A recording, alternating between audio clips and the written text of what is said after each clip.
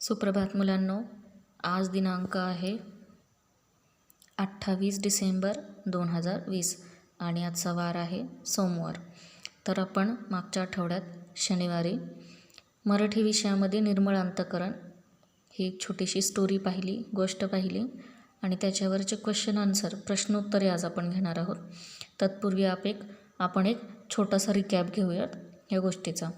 तर आपल्या गोष्टीचे नाव आहे निर्मळ अंतःकरण. गोष्ट नंबर आहे, पाठ नंबर आहे 17, पान क्रमांक आहे 76 म्हणजे 76. तर मी एकदा ही गोष्ट वाचून दाखवते. कौशल नावाचे एक फार मोठे साधू पुरुष होते. ते सुवर्णपूर गावच्या बाहेर कुटीत राहत असत. दररोज गावात जाऊन भिक्षा मागत असत व उरलेल्या वेळात साधना करीत असत. गावातील एका घरी ती नियमितपणे भिक्षा मागत असत. त्या घरात जमुना राहत होती. जमुना ही साधू महाराजांना रोज भिक्षा देई आणि त्यांना म्हणत असे की कृपा करून मला एखादा उपदेश करा. परंतु साधू महाराज भिक्षा घेऊन काहीही न बोलता निघून जात असत. असे नियमित सुरू होते. जमुना उपदेशाची मागणी करायची व महाराज न बोलता भिक्षा घेऊन निघून जायचे. एके दिवशी साधू महाराज जमुनाला म्हणाले, हे माते, उद्या तुझी भिक्षा न घेता जेवणास येईन व तुला उपदेश पण करीन. हे वाक्य ऐकून जमुनाला खूप आनंद झाला. ती दुसऱ्या दिवशी लवकर उठली, आनंदाने स्वयंपाक केला आणि कौशल महाराज येण्याची वाट पाहू लागली. कौशल महाराज दुपारच्या वेळी जमुनाच्या दारात येऊन उभे राहिले. ती वाट पाहत होतीच. तिने त्यांचे स्वागत केले, जेवणास बसण्याची विनंती केली. तेव्हा कौशल महर्षी म्हणाले, माते, मी येथे जेवण करू शकत नाही, पण ही झोळी घे, यात माझे जेवणपात्र आहे. तेव्हा त्यात तुला जे वाढून देता येईल तेवढे दे. आता इथे कौशल महर्षी जमुनाला काय म्हणाले? माते. माता म्हणजे काय? माता माता म्हणजे काय? आई. आणि इंग्लिशमध्ये काय? मदर. हे तुम्ही लिहिले हो ना, शब्दार्थमध्ये तुम्ही हे लिहिले. परंतु ती त्यांची आई होती का? कौशल महाराजांची जमुना कौशल महाराजांची आई होती का? नाही. परंतु हे जे साधू महाराज महर्षी असे जे लोक असायचे, ते प्रत्येक स्त्रीला, प्रत्येक महिला, प्रत्येक बाईला ते आपली आई किंवा बहीण मानायचे.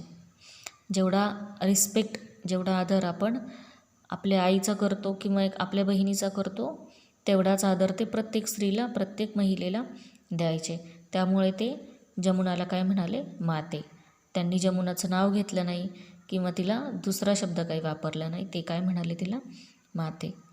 ओके. म्हणजे ती त्यांची आई नव्हती, पण ते आई समान तिला रिस्पेक्ट, तिचा आदर करत होते, म्हणून ते तिला माते म्हणाले. आता पुढील गोष्ट. जमुनाने झोळी घेतली, त्यातील अन्नपात्र काढले तर ते खूपच घाण झालेले होते. त्यावर चिखल बसलेला होता व झोळीत पण कचरा होता.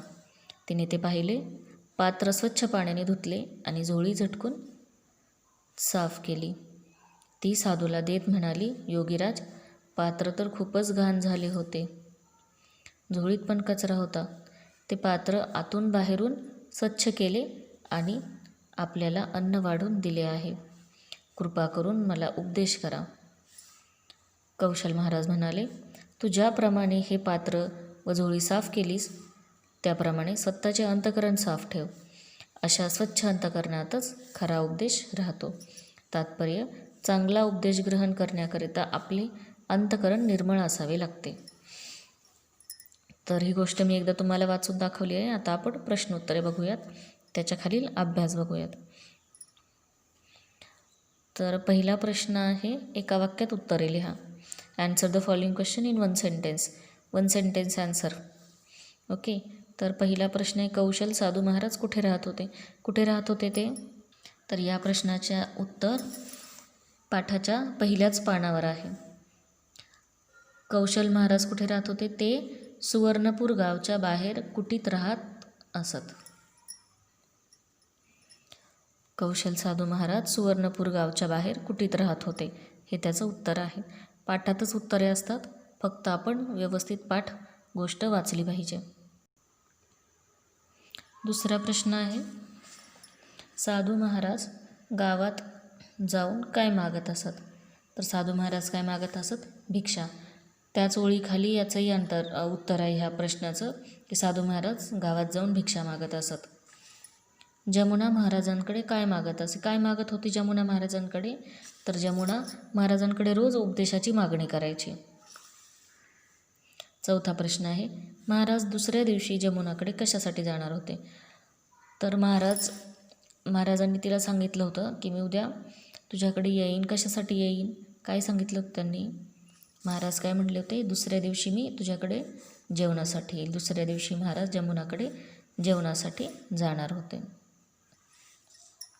पाचवा प्रश्न आहे, महाराजांनी जमुनाला कोणता उपदेश दिला? महाराजांनी काय दिला जमुनाला उपदेश? या पाठाच्या शेवटच्या पानामध्ये त्याचं उत्तर आहे, स्वच्छ अंतःकरणातच खरा उपदेश राहतो. हा उपदेश महाराजांनी जमुनाला दिला.